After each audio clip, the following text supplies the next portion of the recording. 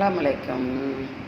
இன்றைக்கி நாஸ்டா இறால் பிரியாணி, இது சோறு, மத்தியானம் சோறு, இறால் பிரியாணி, பச்சை காய்கறி. இதுக்கு குளிர் நேரமாகிறதுனால நான் எலுமிச்சப்பழம் ஊற்றி காட்டல, ஆனால் நான் ஊற்றுவேன் ஜாம். ஏன்டா டீ சாப்பிட்டுட்டு குடிக்க. ஏன்டா சில பேருக்கு எலுமிச்சப்பழம் ஒத்துக்கலாம், ஆனால் பச்சை காய்கறி நல்லா சாப்பிடுங்க.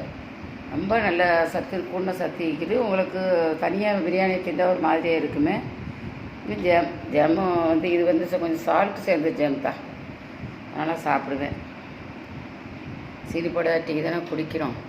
லெமன் தேவைக்கு புளிஞ்சு ஊற்றிக்கலாம். நான் எனக்கு புளிஞ்சு ஊற்றுறதுக்குண்டே வச்சுருக்குறேன். அப்படியே எல்லோரும் அப்படி குளிச்சு இந்த புளி நேரம் சேர்க்கணுன்ட்டு தேவையில்லை. காட்டுறதுக்காக வேண்டி நான் உங்களை காட்டுறேன். ஆனால் எனக்கெலாம் புளிப்பு இல்லாட்ட கொஞ்சம் இறங்காது, லைட்டாக புளிப்பு ஊற்றுவேன். சரி, பார்த்து இப்போ இதுக்கு லேசான சால்ட்டும் போட்டுக்கிறணும். சால்ட்டு போடையில் போட்டுக்கிறணும். இப்படி பச்சை காய்கறி டெய்லி சுகர் பேஷண்ட்டு தின்னுங்க, நல்லது. லைக் பண்ணுங்க. எனக்கு இதுவெல்லாம் வச்சுக்கிறதெல்லாம் கொஞ்சம் காரமே வைக்கும் மிளகா. இது கொஞ்சம் பிரச்சனை இல்லாத மிளகா, லேசாக உங்கள் வயிற்றுடைய இது நிலையை பொறுத்து வச்சுக்கோங்க. லைக் பண்ணுங்கள், ஷேர் பண்ணுங்கள், சப்ஸ்கிரைப் பண்ணுங்கள். அஸ்ஸலாமு அலைக்கும்.